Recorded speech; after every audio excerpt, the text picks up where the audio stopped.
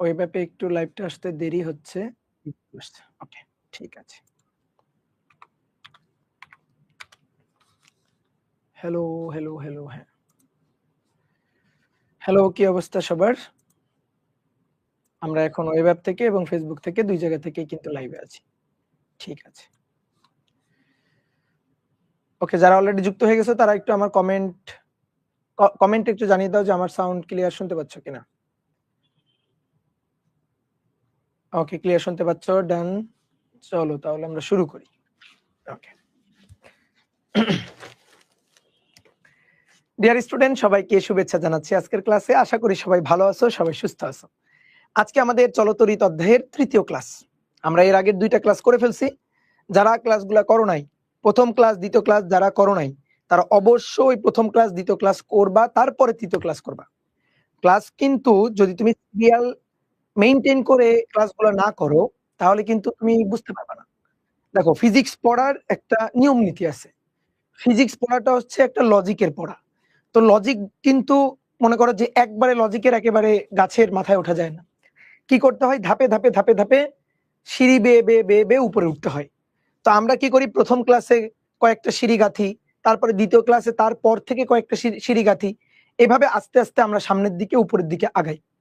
তো তুমি যদি ১ লাফ দিয়ে ধরো ১০ নম্বর সিঁড়িতে উঠতে চাও, তাহলে কিন্তু দেখা যাবে কি যে পা ভেঙে যাওয়ার একটা সম্ভাবনা থাকবে, তাই না? হোঁচট খাওয়ার একটা সম্ভাবনা থাকবে। তো কি করতে হবে? ধাপে, ধাপে, ধাপে, ধাপে যাইতে হবে। তো এই কারণে অবশ্যই প্রথম ক্লাস, তারপরে দ্বিতীয় ক্লাস এবং তারপরে তৃতীয় ক্লাস করতে হবে। এভাবেই কিন্তু আস্তে, আস্তে সামনের দিকে আগাইতে হবে। তো তোমরা অনেক ভালো স্টুডেন্ট, তোমরা অনেক ভালো কথা শুনো। তো আমি যেভাবে বলি সেইভাবে কথাগুলা শুনবা, ক্লাসগুলা করবা। দেখবা ফিজিক্স সবচেয়ে মজার সাবজেক্ট। ফিজিক্স সবচেয়ে সহজ সাবজেক্ট। অনেকে দেখবা তোমার বন্ধুদের মধ্যে অনেকে দেখবা যে এই সহজ, সহজ জিনিসগুলা বুঝতে পারে না।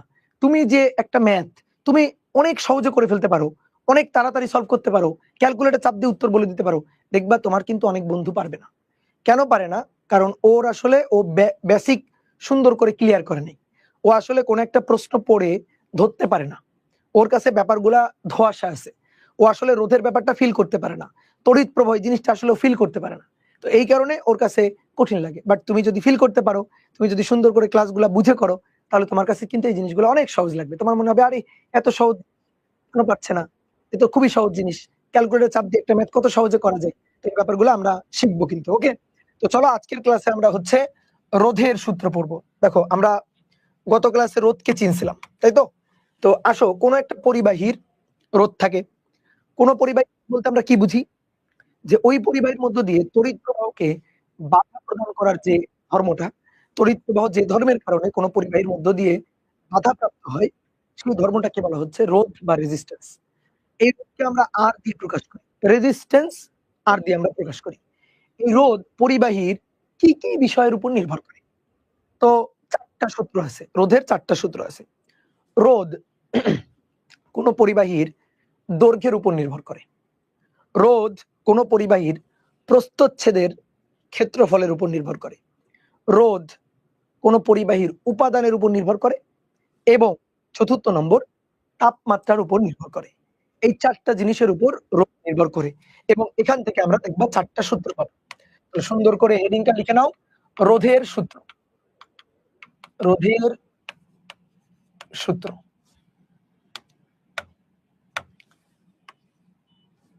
তো আসো, ১ নম্বর প্রথম সূত্র, রোধের প্রথম সূত্র, বা এটাকে আমরা বলতে পারি দৈর্ঘ্যের সূত্র। দৈর্ঘ্যের সূত্র। দৈর্ঘ্যের সূত্র। কোন পরিবাহী রোধ দৈর্ঘ্যের উপর নির্ভরশীল। কোন পরিবাহী রোধ তার দৈর্ঘ্যের উপর নির্ভরশীল। কোন পরিবাহীর দৈর্ঘ্য যদি বেশি হয়, তাহলে সেই পরিবাহীর রোধ রেজিস্ট্যান্সটাও বেশি হবে। অর্থাৎ দৈর্ঘ্যের সাথে সমানুপাতিক সম্পর্ক। যদি পরিবাহীর প্রস্থচ্ছেদ এবং উপাদান একই থাকে, তাপমাত্রার যদি কোনো পরিবর্তন না হয়, এগুলো হচ্ছে শর্ত। আমি তোমাকে একটু আগে বুঝাই, তারপরে সূত্রটা তুমি নিজে লিখতে পারবা, মুখস্থ করা লাগবে না। দেখো, আমরা রোধ বলতে কি বুঝি? বাধা বুঝি, তড়িৎ প্রবাহে বাধা, চার্জ প্রবাহে বাধা। রোধ মানে আসলে সংঘর্ষ। সংঘর্ষের পরিমাণ যখন কোনো পরিবাহীর মধ্য দিয়ে চার্জ মানে ইলেকট্রন প্রবাহিত হবে, তখন সেই ইলেকট্রনগুলো ফিক্সড অ্যাটমের সাথে সংঘর্ষে লিপ্ত হয়। আবার ইলেকট্রনগুলো নিজেদের মধ্যেও হালকা পাতলা সংঘর্ষে লিপ্ত হয়।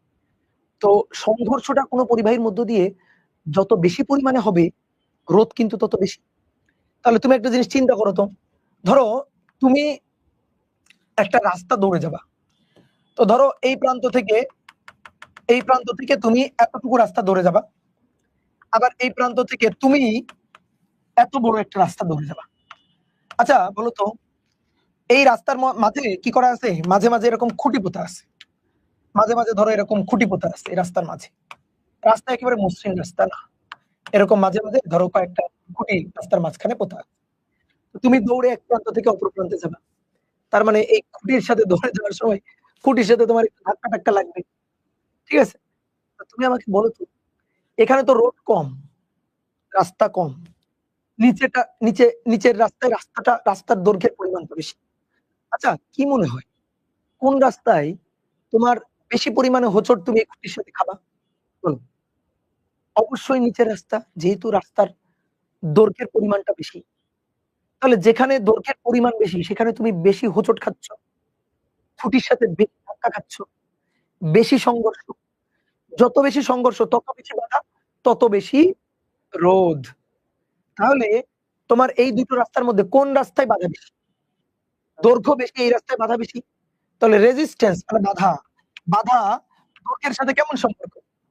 সমানুপাতিক সম্পর্ক। কি তাই না? তাহলে পরিবাহীর ক্ষেত্রে সেম জিনিসটা ঘটে।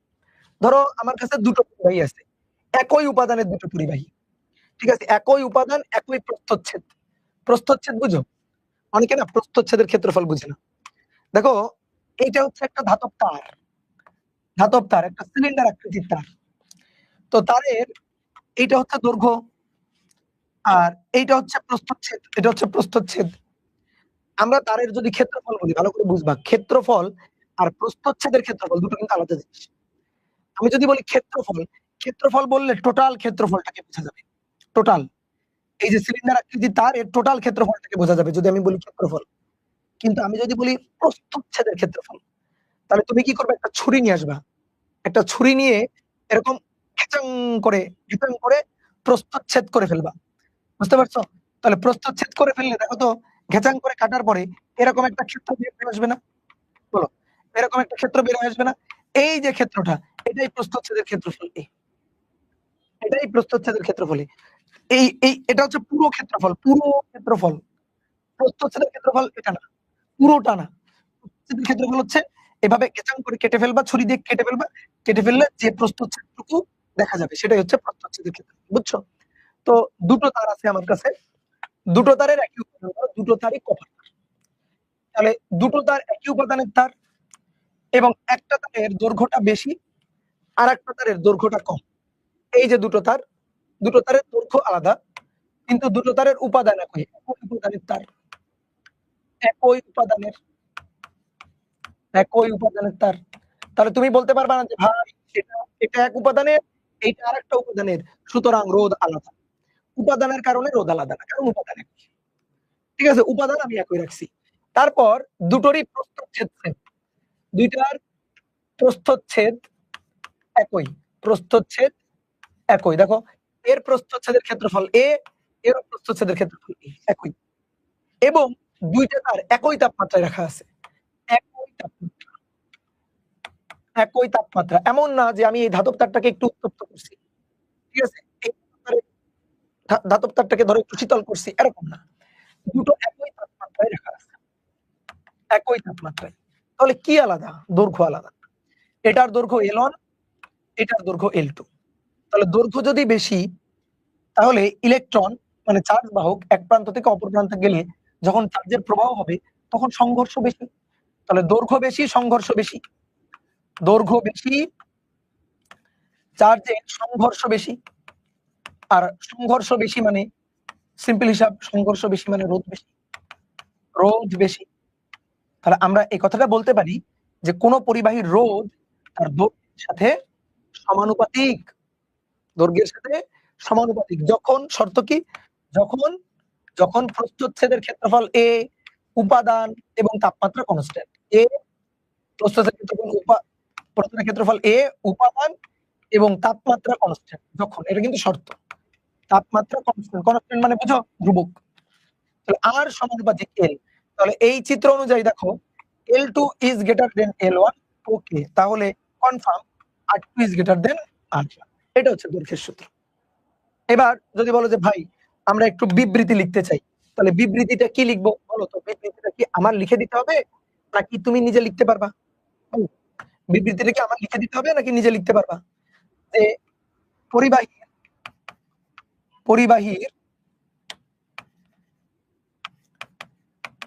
কোন পরিবাহীর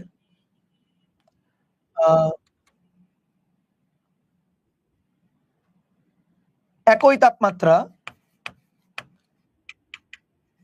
তাপমাত্রা ও একই প্রস্থচ্ছেদ বিশিষ্ট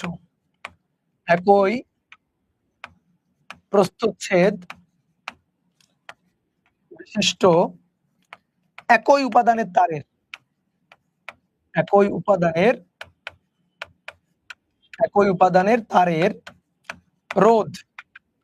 তারের রোধ। প্রথমে আমরা শর্তগুলা লিখে নিব। একই তাপমাত্রা, একই উপাদান, একই প্রস্থচ্ছেদ। তাহলে উপাদানের তারের রোধ এর দৈর্ঘ্যের সমানুপাতিক। ঠিক আছে? কেউ যদি বলে ভাই আমার মুখস্থ করা লাগবে, ওকে কিন্তু আমি ধরে একটা মুখস্থ করা যাবে। কেন মুখস্থ করা লাগবে? উপাদান একই থাকবে, তাপমাত্রা একই থাকবে, প্রস্থচ্ছেদ একই থাকবে, তাহলে পরিবাহীর রোধ তার দৈর্ঘ্যের সাথে। এইবার আসো 2 নম্বর সূত্র, প্রস্থচ্ছেদের সূত্র, প্রস্থচ্ছেদের ক্ষেত্রফলের সূত্র। দ্বিতীয় সূত্রটা হচ্ছে প্রস্থচ্ছেদের ক্ষেত্রফলের সূত্র।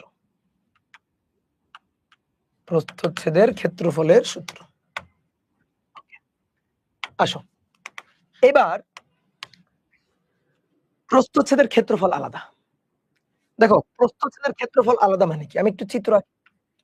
ধরো এই একটা তার, দুটো তারের দৈর্ঘ্য একই, দৈর্ঘ্য কিন্তু সেম। তাহলে দৈর্ঘ্য একই, দুইটা তারের দৈর্ঘ্য একই তাপমাত্রা, দুইটা তারের দৈর্ঘ্য একই তাপমাত্রা, একই উপাদান। কি আলাদা? যে ভাই প্রস্থচ্ছেদ আলাদা। দেখেন দৈর্ঘ্য এরও এল, কিন্তু এর প্রস্থচ্ছেদ A1, এর প্রস্থচ্ছেদ A2। তুমি দেখো প্রস্থচ্ছেদ এটা কম, আর এর প্রস্থচ্ছেদটা দেখো, এর প্রস্থচ্ছেদটা বেশি। প্রস্থচ্ছেদটা আলাদা, প্রস্থচ্ছেদের ক্ষেত্রফলটা আলাদা। এবার তুমি বলো, মনে মনে বলো, প্রস্থচ্ছেদের ক্ষেত্রফলের সাথে রোধের সম্পর্কটা কেমন হওয়া উচিত? বলো, একটা কমন সেন্স খাটাও তো। ধরো একটা সরু রাস্তায় যাচ্ছ, আর একটা রাস্তা চওড়া। তোমাদের ধরো এলাকায় একটা সময় ধরো একটা সরু রাস্তা ছিল, সেই সরু রাস্তায় যখন গাড়ি ঘোড়া যাইতো, জ্যামটা একটু বেশি লাগতো না? বাধাটা একটু বেশি হইতো না? কি করলো নতুন সরকার এসে? ধরো রাস্তা চওড়া করে দিছে, ধরো রাস্তা চওড়া রাস্তা তৈরি হয়েছে, 300 ফিটের রাস্তা তৈরি হয়েছে। এবার ওই রাস্তায় কি ঘটনা ঘটবে? জ্যাম লাগবে? আগের মতো জ্যাম লাগবে? আগের মতো গাড়ি ঘোড়া জ্যাম সৃষ্টি করবে, বাধা সৃষ্টি করবে? এবার কি হবে? রাস্তা চওড়া, গাড়ি ঘোড়া স্মুথলি যাইতে পারবে, কি তাই না? তাহলে যত প্রস্থচ্ছেদ বেশি হবে, তত চার্জের প্রবাহটা খুব স্মুথ হবে, বাধাটা কম হবে, তাই না? সংঘর্ষটা কম হবে। তাহলে এখানে সম্পর্কটা কেমন? এখানে সম্পর্কটা ইনভার্স প্রপোর্শনাল আর কি, অর্থাৎ সহজ কথা ব্যস্তানুপাতিক, তাই না? তাহলে প্রস্থচ্ছেদের ক্ষেত্রফল যত বেশি হবে, বাধা তত কম, রোধ তত কমে যাবে। আর প্রস্থচ্ছেদের ক্ষেত্রফল যত কম হবে, মানে যত ন্যারো হবে, যত প্রস্থচ্ছেদ ছোট হবে, প্রস্থচ্ছেদ কম হবে, তত বাধাটা বেশি হবে। এগুলো তো কমন সেন্সের ব্যাপার, তাই না? তাহলে ক্ষেত্রফলের সাথে প্রস্থচ্ছেদের ক্ষেত্রফল আর এর প্রস্থচ্ছেদের ক্ষেত্রফলের সাথে রোধের সম্পর্কটা হবে ব্যস্তানুপাতিক। বলো শর্তটা কি? যখন তাপমাত্রা T, তারপরে প্রস্থচ্ছেদের ক্ষেত্রফল A এবং উপাদান একই থাকবে, কনস্ট্যান্ট থাকবে। তাহলে আসো বিবৃতিটা আমরা লিখে ফেলি তাহলে এখানে। তাহলে ঠিক আগের মতো এখানে কি ছিল? একই তাপমাত্রা, একই প্রস্থচ্ছেদ বিশিষ্ট একই উপাদানের তারের রোধ এর দৈর্ঘ্যের সমানুপাতিক। এখানে হবে উল্টা, একই তাপমাত্রা, একই দৈর্ঘ্য বিশিষ্ট একই উপাদানের তারের রোধ হবে এর প্রস্থচ্ছেদের ক্ষেত্রফলের ব্যস্তানুপাতিক। তাহলে আসুন লিখি, একই তাপমাত্রা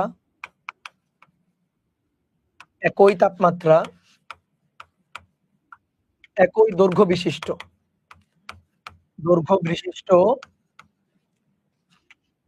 একই উপাদানের তারের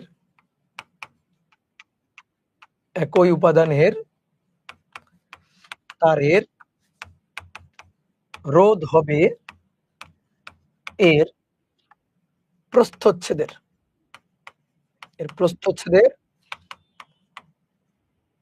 ক্ষেত্রফলের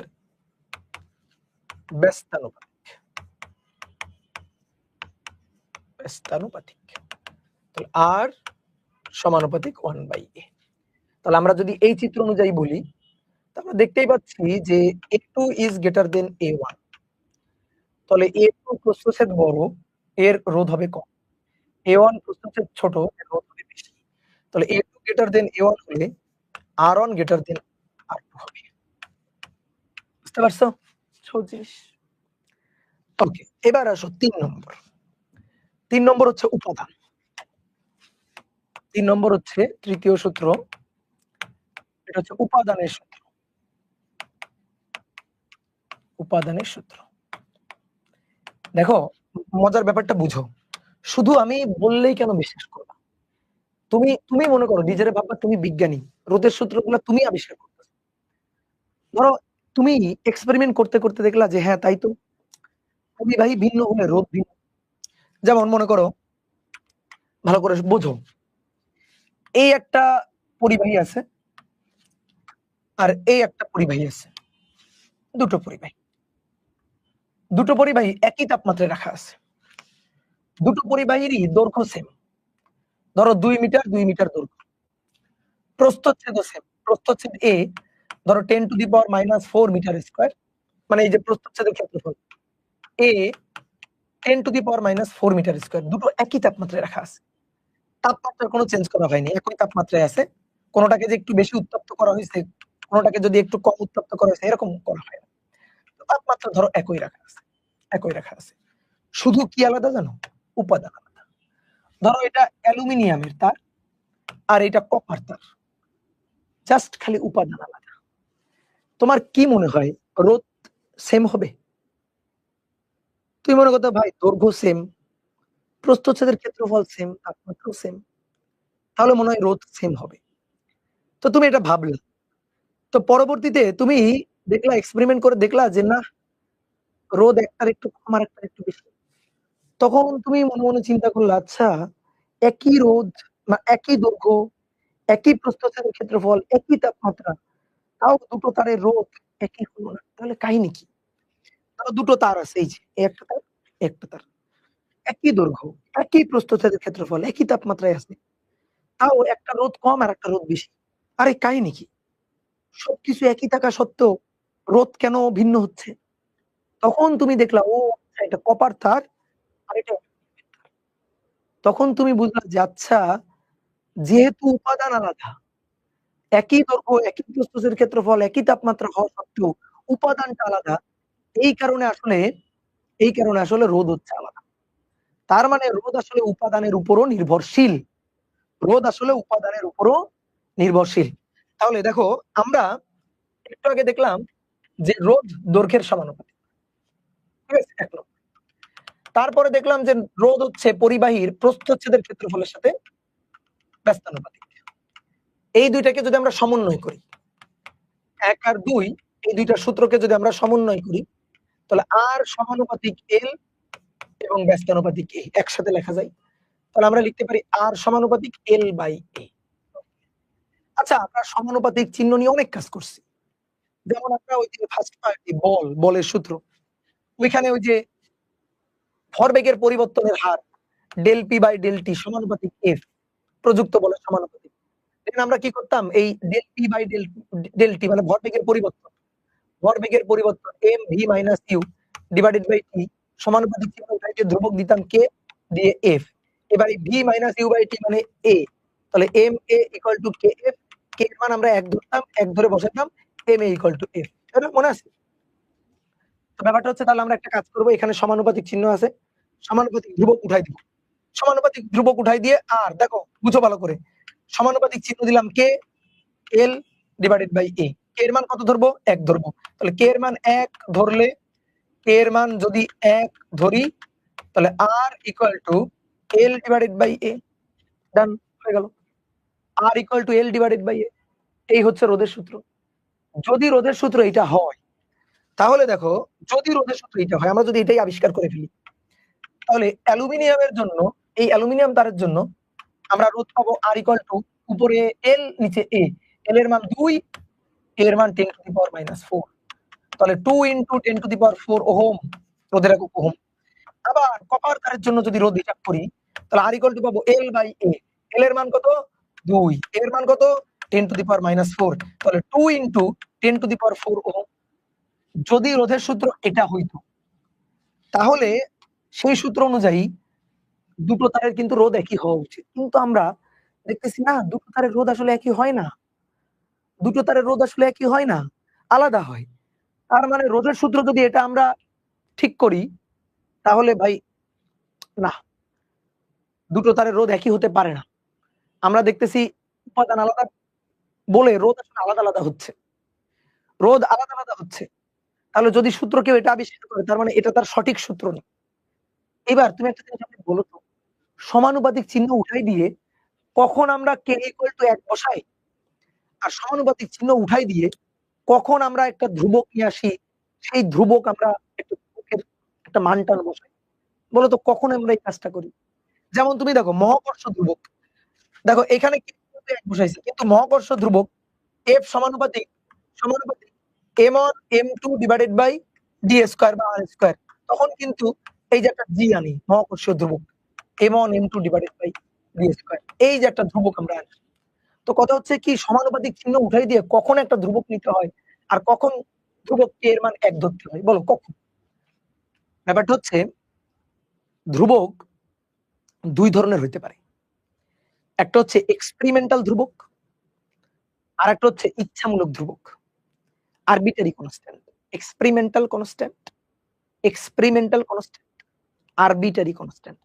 যেমন এখানে আমরা কে ইকুয়াল টু 1 ধরে নিছি, এটা ইচ্ছামূলক ধ্রুবক, কে এর মানটা 1 ধরে নিছি, কারণ এই যে প্রযুক্ত বল এ অন্য কোনো কিছুর উপর আর ডিপেন্ড করে না, সুতরাং আমরা সমানুপাতিক চিহ্ন উঠাই দিয়ে কে ধ্রুবক, কে এর মান 1 ধরে নিছি। বাট বাট মহাবিশ্বের দুইটা বস্তু, এরা পরস্পরকে কত বলে আকর্ষণ করবে এটা তুমি ঠিক করে দেওয়ার কেউ না, এটা উপরওয়ালার হাতে। তো তখন কি করতে হয়, আমাদের এখানে এই মহাকর্ষ সূত্রে সমানুপাতিক চিহ্ন উঠাই দিয়ে যে ধ্রুবক টানবো, সেই ধ্রুবকটা এক্সপেরিমেন্ট করে বের করতে হয়। বিজ্ঞানী ক্যাভেন্ডিশ সে এক্সপেরিমেন্ট করে এই মহাকর্ষ ধ্রুবক জি এর মানটা বের করছিল, G equal to 6.673 into 10 to the power -11। এটা কিন্তু টুপ করে আকাশ থেকে ধ্রুবকটা পড়ছে এমন না, বিজ্ঞানী ক্যাভেন্ডিশ সে এক্সপেরিমেন্ট করে এই ধ্রুবকটা বের করছে, বুঝতে পারছো? ঠিক তেমনি ভাবে দেখো এখানে আমরা এক্সপেরিমেন্ট করেই দেখলাম যে দুটো আলাদা উপাদানের তার দৈর্ঘ্য আর প্রস্থের ক্ষেত্রফল একই থাকা সত্ত্বেও দুইটা আলাদা উপাদানের জন্য তাদের রোধ আসলে আলাদা হয়।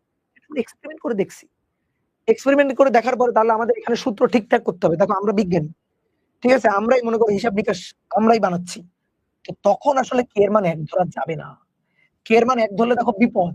তখন কে এর মান 1 ধরলে একই দৈর্ঘ্য একই প্রস্থচ্ছেদের যেকোনো তারের জন্য, যেকোনো উপাদানের তারের জন্য রোধ আসলে সেম হয়। তা তো ভাই হতে পারে না। রোধ তো উপাদান ভেদে আলাদা হবে। তাহলে তখন এই হিসাবটা ঠিকঠাক হয়নি আসলে। তাহলে তখন কি করতে হবে? শোনো এবার খুব মনোযোগ দিয়ে শোনো। তখন কি করতে হবে? R সমানুপাতিক, আমরা এই পৃষ্ঠায় আসি। R সমানুপাতিক L ডিভাইডেড বাই A, ঠিক আছে? ওকে। অতএব R সমানুপাতিক চিহ্ন উঠে গিয়ে একটা ধ্রুবক দিব। হ্যাঁ, এখানে একটা ধ্রুবক দিব। এখানে যে ধ্রুবকটা আমরা দিব সেই ধ্রুবকটা বলো, তুমি বলো। তাহলে এখানে একটা ধ্রুবক দিতে হবে। কারণ আমরা দেখলাম একই রোধ, সরি একই দৈর্ঘ্য একই প্রস্থচ্ছেদ ক্ষেত্রফল হওয়া সত্ত্বেও উপাদান ভেদে রোধ আলাদা হয়। তাহলে এখানে যে ধ্রুবকটা আসবে সে কার উপর নির্ভর করবে বলো? কার উপর নির্ভর করবে তুমি বলো? কার উপর নির্ভর করবে বলো? ইয়েস, উপাদানের উপর। কার উপর নির্ভর করবে? উপাদানের উপর, উত্তর হচ্ছে হ্যাঁ, উপাদানের উপর। তাহলে উপাদানের উপর নির্ভর করবে। তাহলে এখানে একটা রোধ সরি ধ্রুবক যেটা দিতে হবে সে আসলে উপাদানের উপর নির্ভর করবে। আমরা সেই ধ্রুবকটাকে কে দিয়ে বলি না, আর দিয়ে বলি না। আমরা সেই ধ্রুবকটাকে বলি রো দিয়ে। রো আবার ঘনত্ব ভেবো না। এখানে এই রো কিন্তু ঘনত্ব না। এই রো হচ্ছে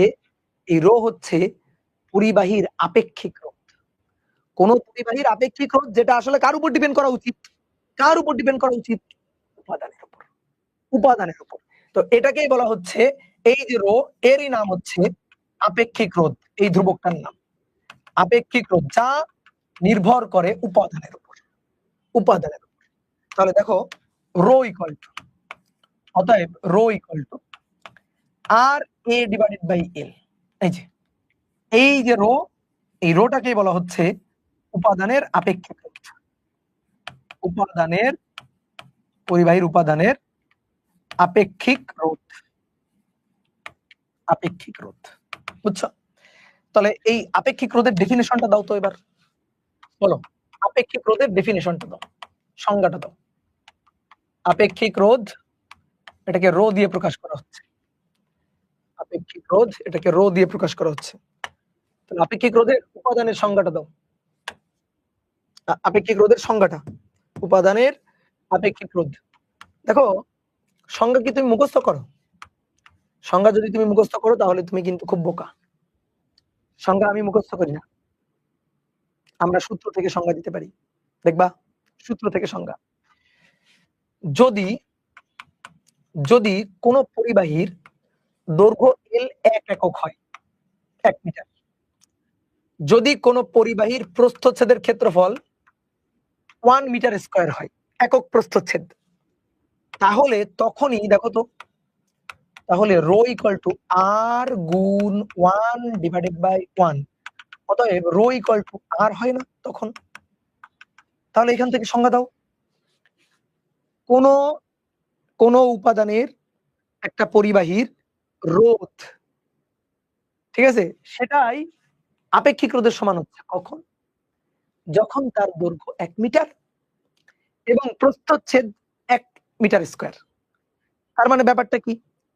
কোন পরিবাহীর একক প্রস্থচ্ছেদের, একক দৈর্ঘ্যের রোধকে সেই পরিবাহীর উপাদানের আপেক্ষিক রোধ বলে। বোঝা গেল? সহজ সংজ্ঞা। যদি দৈর্ঘ্যের মান 1 মিটার হয়, প্রস্থচ্ছেদের ক্ষেত্রফল 1 মিটার স্কয়ার হয়, দেন রোধটাই কি হবে? আপেক্ষিক রোধ। তাহলে আমরা সংজ্ঞাটা লিখে ফেলি। বলো, কোন পরিবাহীর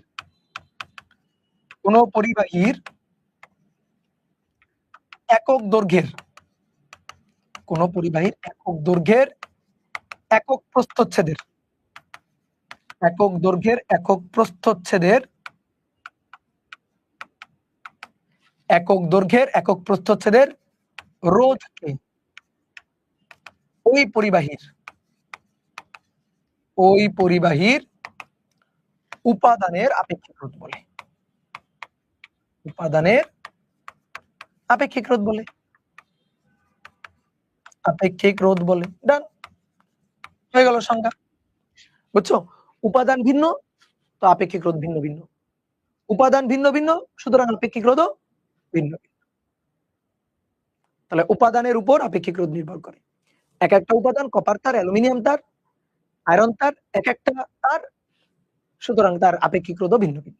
ডান, মুখস্থ করিও না। দেখো এত সুন্দরভাবে শিখিয়ে দিচ্ছি, এগুলা মুখস্থ করা যাবে। অনেকে দেখবা ঢুলে ঢুলে ঢুলে ঢুলে মুখস্থ করবে, আর মুখস্থ করতে গিয়ে দেখবা একটা কথা চেঞ্জ হয়ে গেছে। মানে মুখস্থ করছে, একক একক দৈর্ঘ্যের লিখছে কিন্তু একক প্রস্থচ্ছেদ লেখে নাই, তাহলে কিন্তু সংজ্ঞা ধ্বংস, তখন কিন্তু সংজ্ঞা হবে না। ঠিক আছে? ওকে, তাহলে চলো আপেক্ষিক রোধ হয়ে গেল। আপেক্ষিক রোধের একক কি? আপেক্ষিক রোধের একক ওহম মিটার। আপেক্ষিক রোধের একক হচ্ছে ওহম মিটার। কিভাবে? আপেক্ষিক রোধ রো, এটা equal to R A divided by L. রোধের একক ওহম, প্রস্থচ্ছেদের ক্ষেত্রফল মিটার স্কয়ার, দৈর্ঘ্যের একক মিটার। তাহলে অতএব ওহম মিটার। আপেক্ষিক রোধের একক হচ্ছে এটা। ওকে, এবার আসো 4 নম্বর সূত্র, সেটা হচ্ছে তাপমাত্রার সূত্র, চতুর্থ সূত্র। এটা নিয়ে তোমাদের বইয়ে তেমন কোনো কথাবার্তা নাই, বাট আমরা এটা শিখবো, ভালো করে শিখবো। তাপমাত্রার সূত্র। দেখো, কোন পরিবাহীর রোধ তাপমাত্রার উপরও নির্ভর করে। আগে তোমাকে আমি বুঝাই তাপমাত্রার উপর নির্ভর করে কেন। যে তাপমাত্রা বাড়ালে পরিবাহীর রোধ বাড়ে কেন। আমি যদি তাপমাত্রা বাড়াই, কোনো ধরো পরিবাহীকে যদি আমরা উত্তপ্ত করি না, তাহলে সেই পরিবাহীর রোধ বাড়ে। হয় কেন বাড়ে? তাপমাত্রা বাড়ালে পরিবাহীর রোধ বাড়ে কেন? তাপমাত্রা বাড়ালে পরিবাহীর রোধ বাড়ে কেন? কি কারণে বাড়ে? দেখো, রোধ বাড়ে নাকি কমে এটা যদি বুঝতে চাও, তাহলে আগে ভালো করে বুঝতে হবে রোধের জন্মটা। কেন রোধ?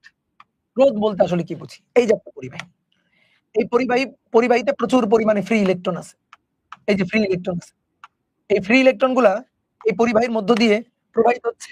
তাহলে এই পরিবাহীর এই যে ফিক্সড অ্যাটম, এগুলো ধরো কপার তার, তাহলে এই যে কপার তারের এগুলো হচ্ছে ফিক্সড অ্যাটম।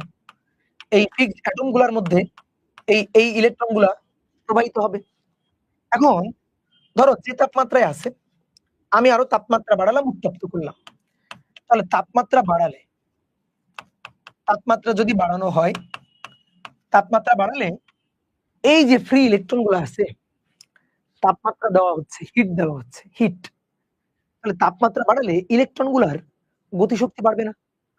চিন্তা করো, তুমি ধরো দৌড়াচ্ছ বা ছোটাছুটি করতেছো, কেউ তোমাকে আরো শক্তি দিল, তাহলে আরো গতিশক্তি যদি তোমার শক্তি যদি বেড়ে যায়, আরো গতিশক্তি তুমি যদি অর্জন করো, তাহলে তোমার বেগ আরো বাড়বে না? ঠিক তেমনি আমরা কি করছি, হিট এনার্জি দিচ্ছি, হিট দিচ্ছি। তাহলে হিট দিলে এই যে মুক্ত ইলেকট্রন গুলো আছে, এই মুক্ত ইলেকট্রনের ছোটাছুটি আরো বাড়বে। তাহলে তাপমাত্রা বাড়ালে ইলেকট্রনের বেগ বাড়বে, ছোটাছুটি বাড়বে, ফলে free electron that means charge বাহক ফ্রি ইলেকট্রনের গতিশক্তি বাড়বে, গতিশক্তি বাড়বে, ছোটাছুটি বাড়বে, গতিশক্তি বাড়বে, ছোটাছুটি বাড়বে। ফলে সংঘর্ষের পরিমাণ কি মনে হয়, বাড়বে না কমবে? সংঘর্ষের পরিমাণ কি মনে হয়, বাড়বে নাকি কমবে? বাড়বে। সংঘর্ষ আরো বাড়বে, আরো বেশি ছোটাছুটি করবে, আরো বেশি সংঘর্ষ হবে। সংঘর্ষ বাড়বে, আর কিছু বলা লাগবে? তাহলে সংঘর্ষ বৃদ্ধি মানে রোধ বৃদ্ধি, তাহলে রোধ বাড়বে, রোধ বাড়বে। তাহলে তাপমাত্রা বাড়ালে রোধ বাড়ে, তাপমাত্রা কমালে রোধ কমে। তোমরা ছোটবেলায় এরকম একটা সংজ্ঞা দেখছো কিনা, মানে সূত্র দেখছো কিনা? ধরো কোন পরিবাহীর দৈর্ঘ্য, ওই যে ছোটবেলায় আমরা পড়ছি, আমাদের 9-10 না ক্লাস 8 এ ছিল, বা তুমি হচ্ছে 9 এ পড়ে আসছো কিনা, যে তাপমাত্রা বাড়ালে পরিবাহীর তাপমাত্রা বাড়ালে ধাতুর আহ দৈর্ঘ্য বাড়ে, ক্ষেত্রফল বাড়ে, দৈর্ঘ্য প্রসারণ সহ, ক্ষেত্র প্রসারণ সহ পড়ছো? ধরো মনে করো একটা রেল লাইনের পাতের দৈর্ঘ্য L, একটা ধাতব পাতের দৈর্ঘ্য। এবার তাপমাত্রা বাড়ালাম, তাপমাত্রা বাড়ালে দৈর্ঘ্য হলো এইটা, এই যে দৈর্ঘ্য হলো এটা। আগে ধরো যে দৈর্ঘ্যটা ছিল সেটাকে আমি বললাম L0 আদি দৈর্ঘ্য, পরবর্তীতে যে দৈর্ঘ্য হলো সেটা হচ্ছে L। তাহলে দেখো তো মনে পড়ে কিনা, L = L0 1 plus alpha del theta বা 1 প্লাস আলফা থিটা। দেখো তো এই সূত্রটা জানো কিনা, জানো ভুলে গেছি। 6 চ্যাপ্টারে, হ্যাঁ 6 নম্বর চ্যাপ্টারে, 6 নম্বর চ্যাপ্টারে এই যে এই আলফা হচ্ছে দৈর্ঘ্য প্রসারণ সহগ, আর থিটা কি, তাপমাত্রা। তাহলে তাপমাত্রা বাড়ালে যেমন ধাতব পাতের দৈর্ঘ্য বাড়ে, যেমন ক্ষেত্রফল বাড়ে, ঠিক আছে, ঠিক তেমনি ভাই রোধ বাড়ে। সূত্রটা একই রকম হবে।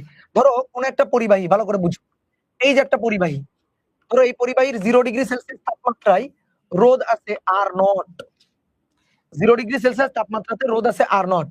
এখন আমি যদি তাপমাত্রা বাড়াই তাহলে রোধ বাড়বে। তাপমাত্রা ধরো 0 থেকে বাড়িয়ে আমি থিটা ডিগ্রি সেলসিয়াস করলাম, তাহলে থিটা ডিগ্রি সেলসিয়াসে উত্তপ্ত করলে এই পরিবাহীর রোধ হলো R থিটা, ঠিক আছে। তাহলে যেমন দৈর্ঘ্য বেড়ে L = L0 1 plus alpha theta, ঠিক তেমনি রোধ R হবে R0 1 প্লাস আলফা থিটা। তো এই আরটা কোন তাপমাত্রা, এই যে থিটা তাপমাত্রায় R থিটা বলছি, তাহলে এটাকে R থিটা লিখি। বুঝতে পারছো? আমি আরেকবার লিখছি, যে কোন পরিবাহীর রোধ ধরো তাপমাত্রা উত্তপ্ত করা হয়েছে, 0 ডিগ্রি সেলসিয়াস থেকে থিটা ডিগ্রি সেলসিয়াসে উন্নীত করা হয়েছে, তাহলে θ ডিগ্রি সেলসিয়াস তাপমাত্রায় ওই পরিবাহীর রোধ আর θ হবে 0 ডিগ্রি সেলসিয়াস তাপমাত্রায় যে রোধটা ছিল সেটা তো R naught, then R naught into 1 plus alpha theta. আগে যেমন আমরা এই আলফাকে বলতাম, এই ক্ষেত্রে আলফাকে বলতাম দৈর্ঘ্য প্রসারণ সহগ। এই আলফাকে আমরা কি বলতাম? দৈর্ঘ্য প্রসারণ সহগ। এই আলফাকে, এখানে আমরা এই আলফাকে কি বলবো জানো? রোধ প্রসারণ সহগ। রোধ প্রসারণ সহগ। রোধ প্রসারণ সহগ বা রোধের উষ্ণতা সহগ। রোধ প্রসারণ সহগ বা রোধের উষ্ণতা সহগ। ওকে, সহজ জিনিস। তাহলে আমাদের 4টা সূত্র হয়ে গেছে। এবার চলো তো কয়েকটা ম্যাথ করে আসতো। আসো, 1 নম্বর বলা হচ্ছে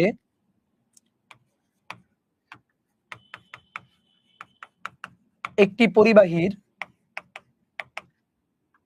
রোধ 6 ওহম। এই পরিবাহীর দৈর্ঘ্য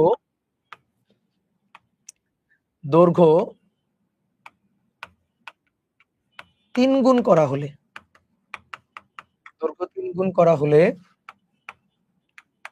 রোধ কত হবে? রোধ কত হবে? এই পরিবাহীর দৈর্ঘ্য 3 গুণ করা হয়েছে, 3 গুণ বৃদ্ধি করা হয়েছে। তাহলে দেখো এই বৃদ্ধিটা দেখো টেনে লম্বা করে কি হয়েছিল? এই হচ্ছে তার এতটুকু তার, এর দৈর্ঘ্য L, ঠিক আছে? ধরো L1 L। এখন কি হলো, আমি তোমাকে বললাম দৈর্ঘ্য যতটুকু আছে বাজার থেকে আরো দৈর্ঘ্য কিনে নিয়ে এসে জোড়া লাগে দৈর্ঘ্য বড় করো, দৈর্ঘ্য 3 গুণ করো, দৈর্ঘ্য তুমি 3 গুণ করে ফেললা, ঠিক আছে? তাহলে L2 হলো 3L। আমরা উপাদানে চেঞ্জ করছি না, এই উপাদানে চেঞ্জ করছি কি করি নাই বুঝলাম কেমনে?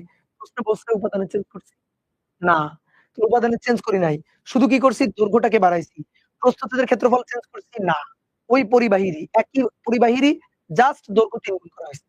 তাহলে L1 L হলে L2 3L। তাহলে রোধ R1 যদি 6 ওহম হয়, R2 আমাদের বের করতে হবে। তাহলে সম্পর্ক হচ্ছে দৈর্ঘ্যের সাথে রোধের সমানুপাতিক।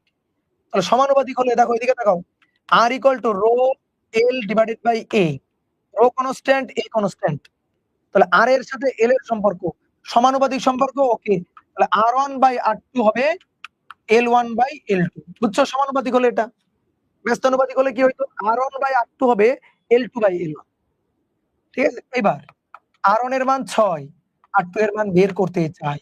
L1 এর মান L, L2 এর মান 3L, L কাটাকাটি, R2 equal to 3 6 18, 18 ওহম। এটা হচ্ছে একেবারে সংস্কৃত পদ্ধতিতে তোমাকে আমি করে দিলাম, একেবারে সংস্কৃত পদ্ধতিতে আমি তোমাকে করে দিলাম, ঠিক আছে?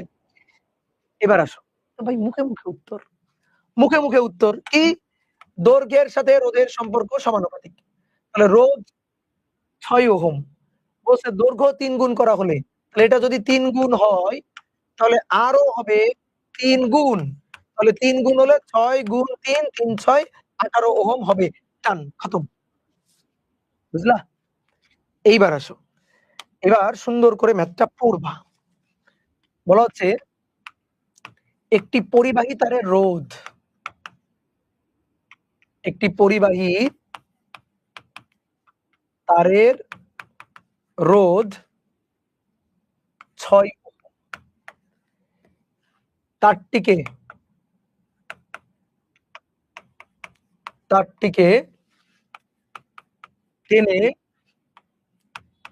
টেনে 3 গুণ লম্বা করা হলে,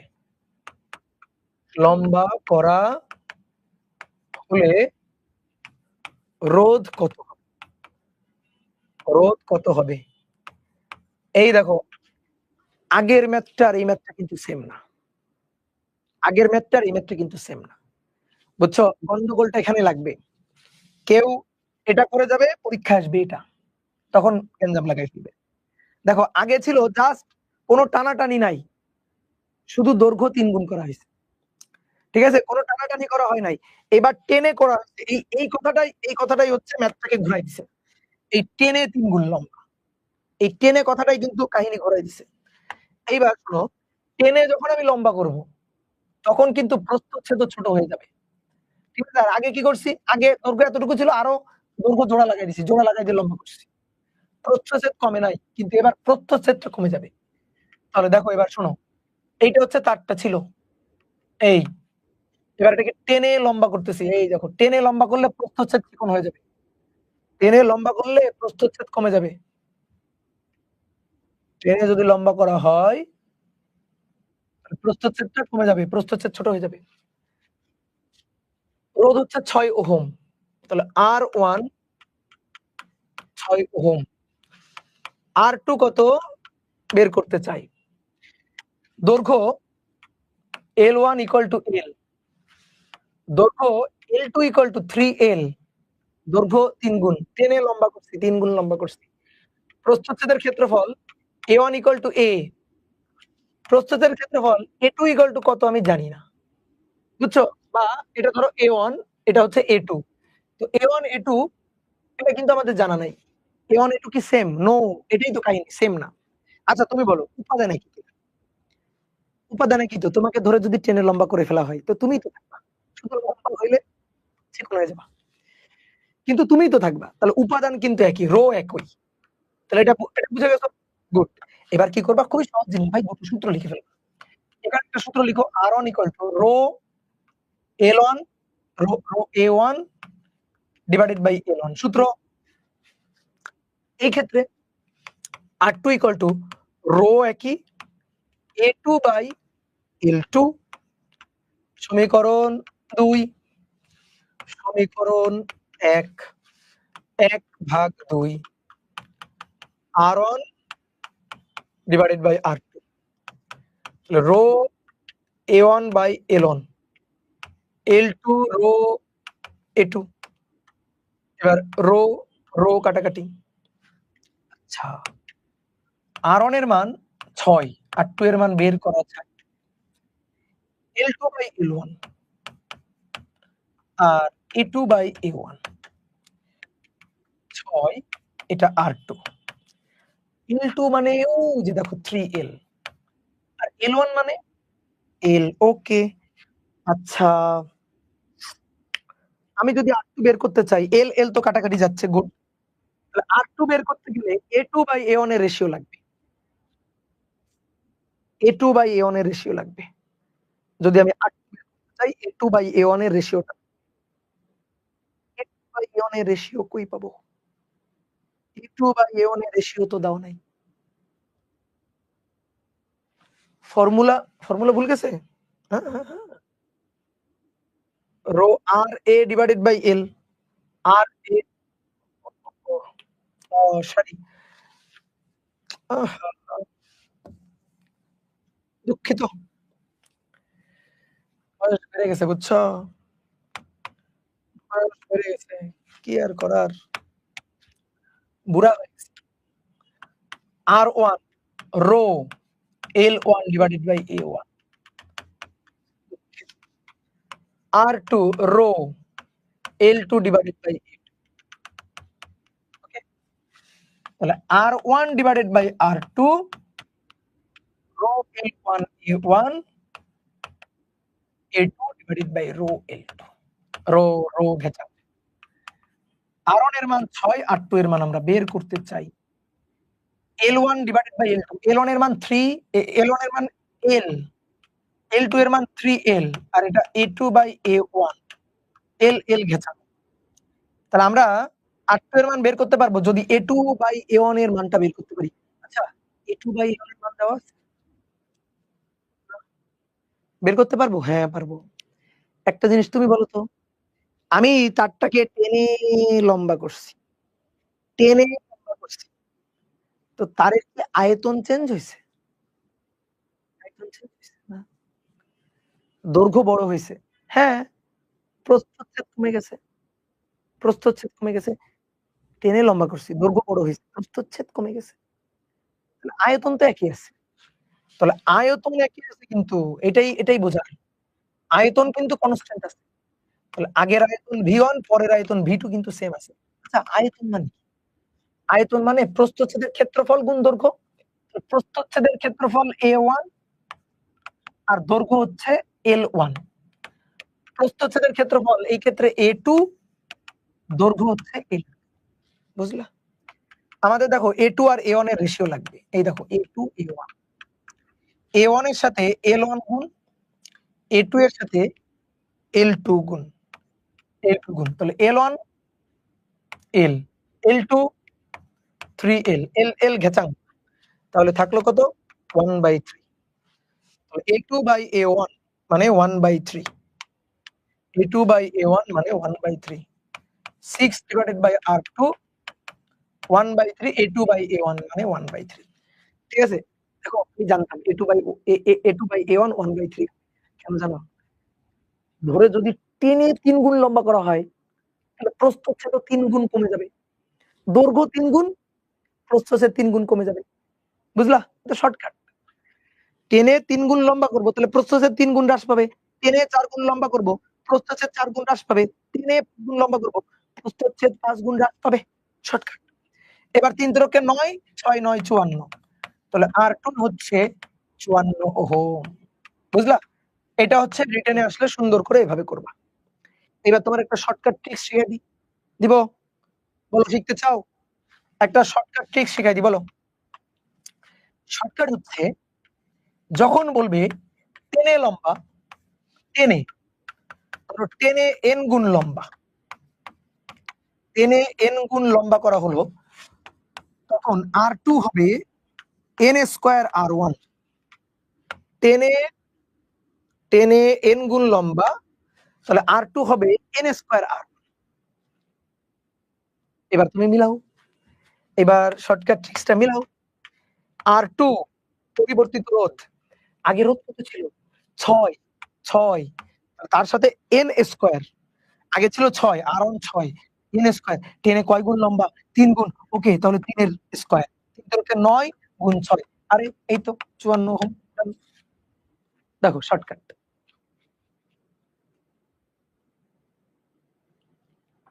তাহলে চালাকি করে আমরা উত্তর কিন্তু বের করে ফেলতে পারছি। ডান? ওকে, গুড। চলো 3 নম্বর বলা হচ্ছে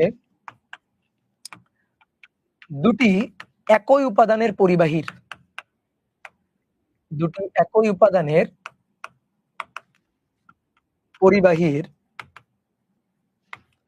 দৈর্ঘ্যের অনুপাত 1:2। দৈর্ঘ্যের অনুপাত 1:2 আর ব্যাসার্ধের অনুপাত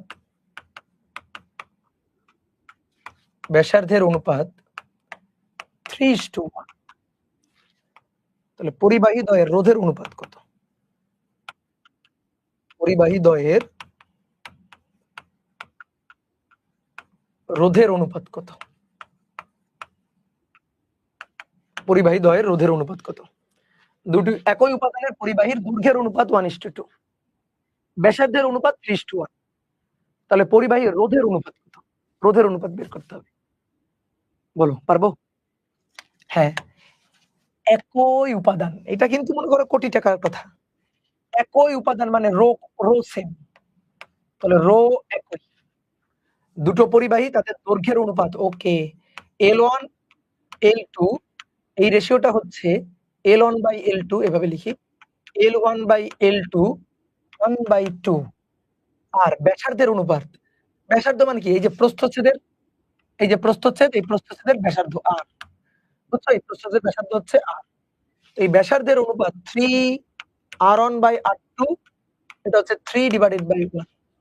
আমাদের বলছে পরিবাহী দ্বয়ের রোধের অনুপাত R1/R2। এই যে রোধের অনুপাত কত? R1/R2, রোধের অনুপাত কত? বলো কিভাবে করব? আচ্ছা, তাহলে দুটো সূত্র লিখে ফেলো। এই যে R1, রো কিন্তু একই, rho L1/A1, R2 rho L2/A2। নাও এবার ভাগ দাও। R1/R2, রো ঘেচাং, L1 বাই L2 আর A2 বাই A1 মান বসাবো। তো কথা হচ্ছে এ বসাইতে পারবো, এ এর রেশিও বসাইতে পারবো। আমরা ব্যাসার্ধ কেমনে বসাবো? আরে ভাই এ কে ভাঙলেই তো পাওয়া যায়। এটুকু তো আশা করি সবাই জানো। এটা তো সবার বুদ্ধি আছে। এই যে প্রস্থচ্ছেদ এটা বৃত্তাকার প্রস্থচ্ছেদ। এর ব্যাসার্ধ যদি r হয় তাহলে ক্ষেত্রফল হবে পাই r স্কয়ার। ক্ষেত্রফল হবে pi r square. r1 by r2 L1 by L2 দেখো এটা হচ্ছে পাই r2 স্কয়ার নিচে পাই r1 স্কয়ার। পাই আর পাই কাটা। এখন আসো মান বসাই। আমাদের রোধের রেশিওটা r1 আর r2 এর রেশিওটা আমাদের বের করতে বলছে। L1 L2 এর ratio 1/2 R2 R1 R2 by R1 দেখো R2 বাই R1 1/3 1/3 তার স্কয়ার। তাহলে 3 তিরকে 9 9 দুগুণে 18। তাহলে দেখি কে উত্তর বলতে পারছে। R1 R2 এর রেশিও হবে 1/18 1/18।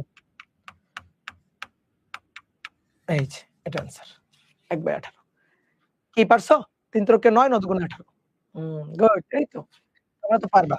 দেখি আমি এবার একটা প্রশ্ন লিখবো দেখি কে সবার আগে উত্তর বলতে পারে। আমি তার নামটা পড়বো দেখি কে আগে উত্তর বলতে পারে।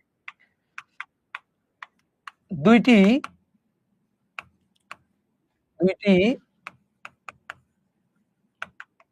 তামার তারের দৈর্ঘ্যের অনুপাত, দুটি তামার তারের দৈর্ঘ্যের অনুপাত 3:1। তারপর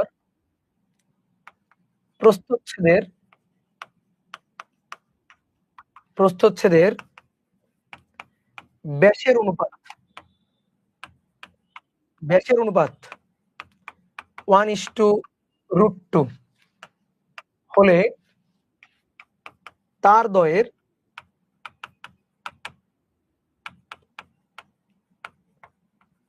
আপেক্ষিক রোধের অনুপাত কত? আপেক্ষিক রোধের অনুপাত কত? নাও তাড়াতাড়ি করে দিতে হবে। নাও তাড়াতাড়ি করে দিতে হবে। আপেক্ষিক রোধের অনুপাত কত? চিন্ময়, জান্নাতুল ফেরদৌস মিহা, ফাউজিয়াতুল জান্নাত সিয়া, অর্পণ, উত্তরা রায়, স্বর্ণা, তারপর একটা আরবি নাম তারপরে রিচি, নাফিসা ইসলাম, আরো অনেকে সবার নামে পড়ছি ধরো। Tasnim Akter, Abrar, Zerin, Farzana Akter, Taira Islam, Syed Irteza Hasan, Saikat. Most easiest question. Chinmoy বলছে মোস্ট ইজিয়েস্ট কোশ্চেন। বুঝছো? এটা কিন্তু একটা ধোঁকা টাইপের কোশ্চেন। অনেকে কি করবে? ম্যাথ করা শুরু করবে। আগডুম বাগডুম ঘোড়ার দুম অনেক কিছু করবে। আর তুমি কি করবা? তুমি হচ্ছে নিজের মগজের উপরে ভরসা করবা। তুমি চিন্তা করবা দুটি তামার তার দৈর্ঘ্যের অনুপাত, তার প্রস্থচ্ছেদের ব্যাসের অনুপাত, তার আপেক্ষিক রোধের ভাই রোধের চাইলে ম্যাথ করতাম। যদি রোধের চাইতো তাহলে আমরা ম্যাথ করতাম। কিন্তু হচ্ছে আপেক্ষিক রোধের ভাই আপেক্ষিক রোধ উপাদানের উপর নির্ভর করে। আপেক্ষিক রোধ রো উপাদানের উপর নির্ভর করে। উপাদানের উপর নির্ভর করে। তাহলে দুটি তামার তার উপাদান একই। তামার তার উপাদান একই। তাহলে আপেক্ষিক রোধ একই থাকবে। তাহলে আপেক্ষিক রোধ ρ1 ρ2 রেশিও হবে 1:1। এটা ম্যাথ করবা কেন রে ভাই? এটা তো ম্যাথ করাই লাগবে না। ভাই তথ্য দেওয়া আছে তো তোমাকে একটু কনফিউজড করার জন্য, ভুলকে দেওয়ার জন্য। বুঝতে পারছো? ঠিক আছে? ওকে। বলো বুঝলা কিনা? সহজ জিনিস। তো বুঝতে হবে কিন্তু এগুলা। ওকে, এবার আসো 5 নম্বর। বলা হচ্ছে একটি বর্গাকার প্রস্থচ্ছেদ বিশিষ্ট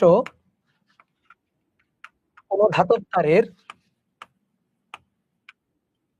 তারের দৈর্ঘ্য 3.5 মিটার। এর উপাদানের উপাদানের আপেক্ষিক রোধ, উপাদানের আপেক্ষিক রোধ ধরো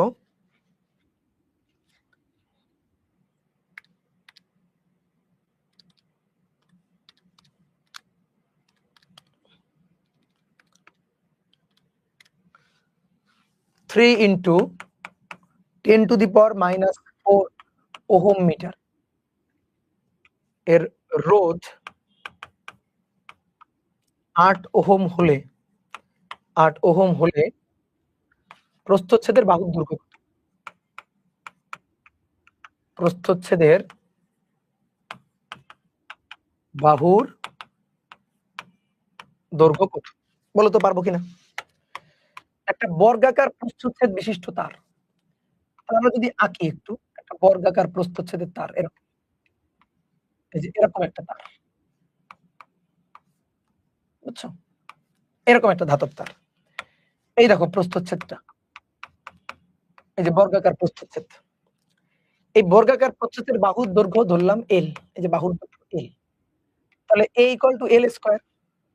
এখন আমাদের কি বলা আছে ভাই, এর রোধ বলা আছে আর 8 ওহম, উপাদানের আপেক্ষিক রোধ রো বলা আছে 3 into 10 to the power minus 4 ohm metre. Good. আর দৈর্ঘ্য বলা আছে, তারের দৈর্ঘ্যটা এল, এটা বলা আছে 3.5 মিটার। আমাদের চাচ্ছে যে এর প্রস্থচ্ছেদের বাহুর দৈর্ঘ্য, মানে ছোট হাতের এলটা চাচ্ছে, বুঝছো? প্রস্থচ্ছেদের বাহুর দৈর্ঘ্য, অনেকে কনফিউজড হয় কি ভাই, বাহুর দৈর্ঘ্য চাচ্ছে, দৈর্ঘ্য আবার দেওয়া আছে দৈর্ঘ্য 3.5 মিটার, ওটা হচ্ছে তারের দৈর্ঘ্য, আর বাহুর দৈর্ঘ্য হচ্ছে এই যে প্রস্থচ্ছেদের বাহুর দৈর্ঘ্য।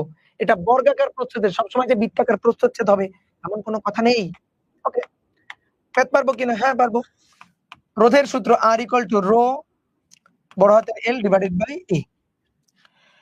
তাহলে রোধের মান 8, রো এর মান 3 into 10 to the power minus 4, বড় হাতের এল 3.5, আর এই যে এ মানে হচ্ছে এল স্কয়ার। তাহলে এখান থেকে এবার আমরা এল এর মানটা বের করি, দেখি। তাহলে 3 এক্সপোনেনশিয়াল ফাংশন মাইনাস 4, তার সাথে গুণ দিব 3.5, তাকে আমরা ভাগ দিব 8 দিয়ে, যা হবে রুট অ্যান্সার, যা হবে রুট অ্যান্সার 0.011456 এত মিটার। ঠিক আছে, এত মিটার, মিটারে রাখলেই হবে, সেন্টিমিটার করার দরকার নেই। যদি সেন্টিমিটার করতে চাও তুমি 100 দিতে পারো, বাট দরকার নেই। 1.145 সেন্টিমিটার লিখতে পারো, সেন্টিমিটারে লিখতে চাও। বলো, বোঝা গেছে? তোমরা তো অনেক আগে উত্তর করে ফেলতেছো। গুড, ভেরি গুড, এটাই তো আমি চাই। Very good. আসো 6 নম্বর একটা ম্যাথ করো। বলা হচ্ছে একটি 10 to the power minus 6 metre square প্রস্থচ্ছেদের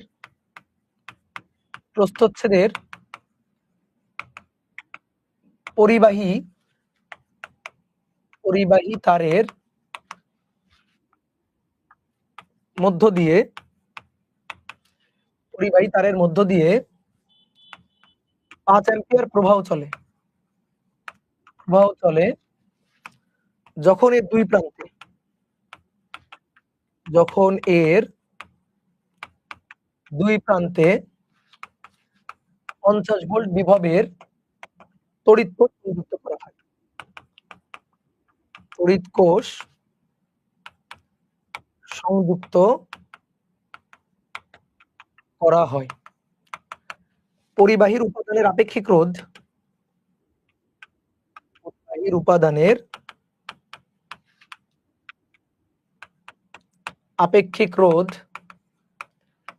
-3 into 10 to the power minus 4 ohm metre হলে পরিবাহীর দৈর্ঘ্য কত? পরিবাহীর দৈর্ঘ্য কতটুকু বলো, বের করা যাবে কিনা? একটু ট্রাই করো তো ভাই, আপনার ক্লাস করলে এক্সামের চেয়ে বেশি লেখা হয়। আচ্ছা বলো, পারা যাবে? একটা 10 to the power minus 6 metre square প্রস্থচ্ছেদের পরিবাহী তারের মধ্য দিয়ে 5 অ্যাম্পিয়ার প্রবাহ চলে। তাহলে যখন 5 অ্যাম্পিয়ার প্রবাহ চলে কখন? যখন দুই প্রান্তে 50 ভোল্টের ব্যাটারি যুক্ত করা হয়। ঠিক আছে, এত মিটার স্কয়ার প্রস্থচ্ছেদ। তো তো এটা বৃত্তাকার প্রস্থচ্ছেদ না বর্গাকার প্রস্থচ্ছেদ বলে নাই। আরে বলে নাই, যেহেতু প্রস্থচ্ছেদ দেওয়াই আছে তুমি ধরে নাও কিছু একটা এঁকে নাও। এই হচ্ছে প্রস্থচ্ছেদের তার। এর দুই প্রান্তে আমরা একটা ব্যাটারি বসাইছি, যে ব্যাটারির ভোল্টেজ হচ্ছে 50 ভোল্ট। বসালে এর মধ্য দিয়ে তড়িৎ প্রবাহ চলে আই কত 5 অ্যাম্পিয়ার। এই পরিবাহীর রোধ আমাদের মানে দৈর্ঘ্য আমাদের চাইছে, এল চাইছে। বলছে পরিবাহীর দৈর্ঘ্য কত, আপেক্ষিক রোধ দেওয়া আছে। এই পরিবাহীর রো এর মান দেওয়া আছে 3 × 10⁻⁴ ওহম মিটার দেওয়া আছে। আমাদের এখন চাচ্ছে যে এই পরিবাহীর দৈর্ঘ্যটা কত। আচ্ছা দৈর্ঘ্য বাদ দাও, দৈর্ঘ্যটা বাদ দাও, তুমি আগে আমাকে রোধ বের করে দাও তো। রোধ বের করতে পারবো? হ্যাঁ পারবো। বিভব দেওয়া আছে, কারেন্ট দেওয়া আছে। আমরা ওহমের সূত্র গত ক্লাসে শিখছি, V = IR। তাহলে V এর মান যদি 50, I এর মান যদি 5 হয়, তাহলে রোধের মান হবে 10 ওহম। এই যে রোধের মান 10 ওহম বের করছি না, এরপরে ঠিক আগের ম্যাথটা দুটো সূত্রকে একসাথে করা হয়েছে, ঠিক আছে? এরপরে ঠিক আগের ম্যাথটা। তাহলে এবার আসো R = রো L/A। তাহলে R এর মান 10, রো এর মান 3 × 10⁻⁴। L দৈর্ঘ্য বের করব, আর এটা হচ্ছে 10⁻⁶ এর মান। তাহলে 10 × 10⁻⁶ তাকে ভাগ দিব 3 এক্সপোনেনশিয়াল ফাংশন -4। তাহলে দৈর্ঘ্য পাবো L হচ্ছে 0.0333 এত মিটার। দেখি কে কে পারছো, 0.00333। হ্যাঁ ডান। সেন্টিমিটার নিলে নিতে পারো, আমার আপত্তি নেই। ওকে, বুঝা গেছে? এইবার আমরা একটা ছোট্ট জিনিস পড়বো, পড়ে আজকের ক্লাস আমাদের ছুটি। সেটা হচ্ছে রোধ তড়িৎ প্রবাহকে বাধা দেয়। আমরা জানি রোধ তড়িৎ প্রবাহকে বাধা দেয়, এটা আমরা জানি। কিন্তু বাধাটা দেয় কিভাবে?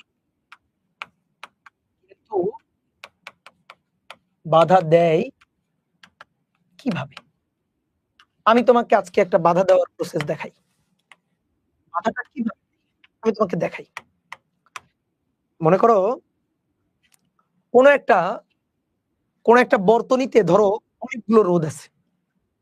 ধরো মনে করো যে কপার তারের একটা পরিবাহী, তার একটা রোধ। এরপরে মনে করো অ্যালুমিনিয়ামের তারের আরেকটা রোধ। এরপরে মনে করো লোহার তার আরেকটা রোধ, এরকম যুক্ত আছে। দিয়ে আমরা কি করছি, এরকম ভাবে একটা ব্যাটারি বসাই দিছি। এই যে একটা ব্যাটারি বসাই দিছি। এই ব্যাটারির বিভব হচ্ছে ধরো 50 ভোল্ট। এই যে রোধটা আছে, এই রোধটা ধরো 5 ওহম, এই রোধটা ধরো 4 ওহম, এই রোধটা ধরো 3 ওহম। তাহলে কি হবে, এই যে 50 ভোল্টের ব্যাটারি, এটা সংযুক্ত করা আছে 3টা রোধ এভাবে আছে। দেখো বর্তনীতে রোধ 3টা মিলে টোটাল রোধ কত বলো তো? 3টা মিলে টোটাল রোধ কত? টোটাল রোধ আর হচ্ছে 5 + 4 + 3 5 7 12 ওহম টোটাল রোধ এটা। তাহলে আমরা কিন্তু এই বর্তনীতে কারেন্ট বের করতে পারবো, যে এখান থেকে এই ব্যাটারির, আমরা জানি তড়িৎ প্রবাহ কোন দিকে যায় জানো? উচ্চ বিভব থেকে নিম্ন বিভব, উচ্চ বিভব থেকে নিম্ন বিভব। তাহলে কারেন্ট এই যে প্লাস, এটা মাইনাস, এদিক দিয়ে কারেন্ট যাওয়া শুরু করবে। ঘুরে ঘুরে ঘুরে ঘুরে কারেন্ট, দেখো কারেন্ট যাচ্ছে ঘুরে ঘুরে ঘুরে ঘুরে এই যে 5 ওহম রোধের মধ্য দিয়ে যাবে, 4 ওহম রোধের মধ্য দিয়ে যাবে, 3 ওহম রোধের মধ্য দিয়ে যাবে, গিয়ে এভাবে আসবে কারেন্ট, এভাবে প্রবাহিত হবে। তো সেই কারেন্টটা কত কারেন্ট প্রবাহিত হবে? আরে সহজ, বের করা যায়। I = V/R। V কত? 50, আর কত? 12। তাহলে 50 ভাগ 12 কত? 50 ভাগ 12 কত? 50 ভাগ 12 কত? 4.166 এত অ্যাম্পিয়ার। Okay good. তাহলে তাকাও, বোর্ডে তাকাও। কারেন্ট, এই যে I কারেন্ট এখান থেকে আসা শুরু করলো 4.166 অ্যাম্পিয়ার। তাকাও, বোর্ডে তাকাও। এই কারেন্টটা যাচ্ছে, কোনো বাধা নেই, রোধ নেই। এইবার সামনে 5 ওহম রোধ। এই রোধের মধ্য দিয়ে কারেন্ট যাবে গিয়ে তখন একটা রোধের মধ্য দিয়ে কারেন্ট আসতেছে। এই রোধের কাজ, এই ৫ ওহমের কাজ কারেন্টকে বাধা দেওয়া। তাহলে ৫ ওহম কারেন্টকে বাধা দিবে। বাধা দিলে কমে যাবে। বাধা দিলে কমে যাবে। তাহলে কারেন্ট এখান থেকে ঢুকতেছিল I 4.166 অ্যাম্পিয়ার ঢুকতেছিল। এই রোধ কারেন্টকে বাধা দিবে। কারণ আমরা জানি রোধের কাজ কারেন্টকে বাধা দেওয়া। রোধ প্রবাহকে বাধা দেয়। বাধা দিবে। বাধা দিয়ে যখন এই পাশে কারেন্টটা আসবে না, তখন কারেন্টের মান ৫ ওহমের জন্য একটু কমে যাবে। কমে গিয়ে ধরো ছিল 4.166 হয়ে যাবে 3 অ্যাম্পিয়ার। ধরো মানে কমে যাবে। কমে 4.16 3.5 ও হইতে পারে। 4 ও হইতে পারে। মানে অঙ্কটা কমে যাবে। আমি কমে যাবে বোঝানোর জন্য 3 লিখলাম। 3 ওহম। ঠিক আছে? কমে যাবে বোঝানোর জন্য। এবার 3 অ্যাম্পিয়ার কারেন্ট। 3 অ্যাম্পিয়ার কারেন্ট এবার এই ৪ এর মধ্য দিয়ে যাচ্ছে। ৪ আবার একটা রোধ। সে এবার এই ৩ অ্যাম্পিয়ার কারেন্টকে বাধা দিবে। বাধা দিলে কারেন্ট যখন এই ৪ রোধ পাস করে যখন সামনে আসবে, তখন কারেন্ট আরেকটু বাধার কারণে আরেকটু কমে যাবে। কমে গিয়ে হয়ে গেল ধরো ২ অ্যাম্পিয়ার। তারপর এই ২ অ্যাম্পিয়ার কারেন্ট যখন ৩ ওহম রোধের মধ্য দিয়ে যাবে, এই ৩ ওহম রোধ কারেন্টকে আরো বাধা দিবে। কারণ আমরা জানি রোধের কাজ তড়িৎ বাধা দেওয়া। বাধা দিবে, বাধা দিলে কারেন্ট কমে যাবে। কমে গিয়ে এখানে হবে হচ্ছে ১ অ্যাম্পিয়ার। বুঝতে পারছো? ওকে? মানে ধরো কমে যাবে গিয়ে ১ অ্যাম্পিয়ার হবে। অনেকে ভাই আপনি বুঝলেন কেন ১ অ্যাম্পিয়ার? এখানে তো ২ থেকে কমে 1.5 হইতে পারে। ওকে পারত। বাট কমে যাবে আমি ধরে নিলাম। তাহলে এভাবেই রোধ তড়িৎ প্রবাহকে আস্তে বাধা দিবে। এভাবেই রোধ তড়িৎ প্রবাহকে বাধা দিবে। বুঝতে পেরেছ? বুঝতে পেরেছ? অনেকের মনে হচ্ছে ভাই এটাই হবে। আবার অনেকের মনে হচ্ছে না ভাই এটা হবে না। না কি বলেন এটা? এটা হবে না। কি হবে? তোমার কি মনে হয়? এটা কি মনে হয় কি হবে? যে ভাই কারেন্ট তো আমরা জানতাম কারেন্ট তো আসলে এখান থেকে এই ব্যাটারি থেকে যে কারেন্টটা বের হইছে অর্থাৎ 4.166 এটাই পুরো বর্তনী ঘুরে এভাবে আসবে। এটাই তো পুরো বর্তনী ঘুরে এভাবে আসবে। আমরা তো হয়তো এটাই তো জানতাম। এটাই তো শিখছিলাম। আপনি যেটা দেখাচ্ছেন এরকম হবে? আচ্ছা কেউ যদি বলো যে না ভাই আপনার এটা ভুল। কারেন্ট এই পুরো বর্তনীতে একই কারেন্ট থাকবে। এই পুরো রাস্তায় কারেন্ট যেকোনো জায়গায় একই কারেন্ট থাকবে। একই কারেন্ট থাকবে। ঠিক আছে? একই কারেন্ট থাকবে। এটা যদি হয় তাহলে রোধের কাজ তড়িৎ প্রবাহকে বাধা দেওয়া কেমনে হইল? তাহলে তো বাধাই রোধ তো তড়িৎ প্রবাহকে বাধাই দিতে পারল না। যদি কারেন্ট একই থাকে তাহলে তো রোধ তো তড়িৎ প্রবাহকে বাধাই দিতে পারল। তাহলে আমরা লজিকে এসে আটকে যাচ্ছি। আর তারপরে হচ্ছে যে ভাই এটাই হবে। আপনি যেটা লিখছেন এটাই হবে। ৪ বাধা পেয়ে ৩, ৩ বাধা পেয়ে ২, ২ বাধা পেয়ে ১ এটাই। ভাই যদি এটাই হয় তাহলে চিন্তা করো তোমার শহরে যে তড়িৎ সাপ্লাইটা আসতেছে কোথায় আ কাপ্তাই পানি বিদ্যুৎ কেন্দ্রে বিদ্যুৎ উৎপন্ন হচ্ছে।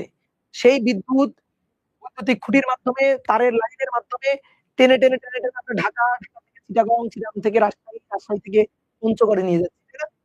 পঞ্চগড়ে নিয়ে যাচ্ছি। তাহলে এত তারের মধ্য দিয়ে যখন টেনে কারেন্ট নিয়ে যাচ্ছি, তখন তো কারেন্ট এত পথ যেতে গিয়ে কারেন্ট তো একসময় শূন্য হয়ে যাবে। কারেন্ট তো ঢাকা থেকে কারেন্ট তো পঞ্চগড় পর্যন্ত যাবে। তার আগেই তো কারেন্ট বাধা পেয়ে তারের রোধে বাধা পেয়ে তারের মধ্য দিয়ে আমরা নিয়ে বাধা পেয়ে এর আগেই তো হারাই যাবে। কিন্তু চিন্তা করো পঞ্চগড়ে একটা বৈদ্যুতিক খুঁটি আছে। ওই বৈদ্যুতিক খুঁটিতে উঠে তারকে এরকম ধরো। ধরলে শেষ। কেন? ওই তারে কারেন্ট আছে, কারেন্ট তোমাকে শক দিবে। তাই না? তাহলে ভাই ওখানে কারেন্ট কেমনে গেল? এই যে পঞ্চগড়ের মানুষজন যে তড়িৎ শক্তি ব্যবহার করতেছে, লাইট ফ্যান চালাচ্ছে, এসি চালাচ্ছে, ফ্রিজ চালাচ্ছে। তড়িৎ শক্তি ছাড়া তো চালাইতে পারতেছে না। ওখানে তাহলে তড়িৎ শক্তি কেমনে যাচ্ছে? তাহলে পরিবাহী রোধ কেমনে তড়িৎ প্রবাহকে বাধা দিচ্ছে? দেখো আমরা মানে লজিকে এসে ঘুরপাক খাচ্ছি যে কি হবে? এবার শোনো। এখানে যেটা দেখাইছি সেটা আসলে ভুল। আসলেই ভুল। যে কারেন্ট ৪ থেকে কমে ৩ হবে না। ২ হবে না। ১ কি হবে? পুরো বর্তনীতে কারেন্ট একই থাকবে। এটা হবে না। এটা হবে না। ঠিক আছে? এটা ভুল ধারণা। এটা ভুল ধারণা। এখন তুমি যদি এটা বলো যে এটা হবে না, এটা ভুল ধারণা, তাহলে জনগণ তোমার জিজ্ঞেস করবে, তাহলে তুমি কি ফাইজলামি করো? তড়িৎ প্রবাহকে বাধা দেওয়া রোধের কাজ। তো বাধা যদি দিতে না পারে, সবগুলো রোধের মধ্য দিয়ে যদি একই কারেন্ট যায়, তাহলে তাহলে তো রোধের কাজ কেমনে তড়িৎ প্রবাহকে বাধা দেওয়া হইল? কেমনে? কেমনে রোধের কাজ তড়িৎ প্রবাহকে বাধা দেওয়া হইল? যদি সবগুলো রোধের মধ্য দিয়ে একই কারেন্ট হয়, এটাই বলা হচ্ছে যে সবগুলো রোধের মধ্য দিয়ে একই কারেন্ট যাবে। সবগুলো রোধের মধ্য দিয়ে রোধের মধ্য দিয়ে অর্থাৎ অর্থাৎ বর্তনীতে সকল বিন্দুতে প্রবাহ একই থাকবে। সকল বিন্দুতে প্রবাহ একই থাকবে। তো ভাই এটা যদি হয়, তাহলে রোধের কাজ কিভাবে তড়িৎ প্রবাহকে বাধা দেবে? তাহলে তো ভাই রোধ তড়িৎ প্রবাহকে বাধা দিতে পারে না। আপনি মিথ্যা বলছেন। রোধের কাজ তাহলে তড়িৎ প্রবাহকে বাধা দেওয়া না। বুঝলা? এইবার আসো। আসলে রোধের কাজ তড়িৎ প্রবাহকে বাধা দেওয়া। অবশ্যই বাধা দেওয়া। রোধের কাজ অবশ্যই তড়িৎ প্রবাহকে বাধা দেওয়া। বাট তুমি যেটা চিন্তা করতেছ, যে আগে যেভাবে চিন্তা করতেছিলা, যে বাধা আসলে একটা রোধ পার করে কারেন্ট আসবে আর বাধা পেয়ে না, এটা যে কারেন্টটা বর্তনীতে বের হবে, ব্যাটারি থেকে যে কারেন্টটা বের হবে, ওটাই পুরো বর্তনী ঘুরবে। পথের মাঝখানে এসে কমবে না। তাহলে ভাই রোধ তড়িৎ প্রবাহকে কেমনে বাধা দিচ্ছে? কেমনে বাধা দিচ্ছে? এবার আসো। তুমি বলবা আমাকে। আমি তোমাকে একটা ঘটনা দেখাবো। তুমি আমাকে বলবা যে কিভাবে রোধ তড়িৎ প্রবাহকে বাধা দিচ্ছে। ধরো প্রথমে বর্তনীতে একটা রোধ ছিল। একটা রোধ ছিল ৫ ওহম রোধ। তাহলে ৫ দিয়ে শুরু করছিলাম। ৫ আর কত ৫০ ভোল্ট। একটা রোধ ছিল ৫ ওহম। বর্তনীতে একটা রোধ সংযুক্ত ৫০ ভোল্ট। তুমি বলো তো এবার কারেন্ট কত? এখানে বলো কারেন্ট কত? কারেন্ট I কত? এই ক্ষেত্রে এই যে কারেন্ট I, পুরো বর্তনীতে একই কারেন্ট, এবং সেই I কারেন্টটা হবে V/R ৫০ 5 10 অ্যাম্পিয়ার। কিন্তু সেই 10 অ্যাম্পিয়ার কারেন্ট কেমন হবে একদিকে তাকাও। এখান থেকে 10 অ্যাম্পিয়ার কারেন্ট বের হলো, রোধ অতিক্রম করার পরে বাধা পেয়ে 9 অ্যাম্পিয়ার হয়ে যাবে। না, ওই 10 অ্যাম্পিয়ার কারেন্ট পুরো বর্তনীতে একই থাকবে। 10 ঠিক আছে, ওকে। তাহলে আসো তো আমরা একটা কাজ করি। আমরা বাড়াই দিই। দুটো রোধ করে দিই। বাধা আরেকটু বাড়াই দিলাম। দুটো যুক্ত করে দিলাম। ৫০, এটা ৫ ওহম, এটা ৪ ওহম। এবার যদি আমি তোমাকে বলি, বলো তো এবার কারেন্ট কত? এবার কারেন্ট এই ৫ ওহমের মধ্য দিয়ে যে কারেন্ট, ৪ ওহমের মধ্য দিয়ে কিন্তু একই কারেন্ট। কারেন্ট পুরো বর্তনীতে একই থাকবে। তো সেই কারেন্টটা এবার কত? I = V/R। এর মান ভাই ৫০, আর এর মান আপনি জানেন ৫ এবং ৪ মিলে ৯। ৫০/৯ 5.555 5.55 এই ওকে, ডান। কারেন্ট আগে ছিল কত? ১০। এবার কত? 5.55।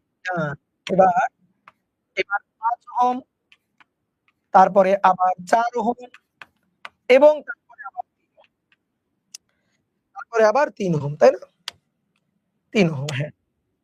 তাহলে এবার রোধ ৩ টা, রোধ আরো বেড়ে গেল। রোধ আরো বেড়ে গেল।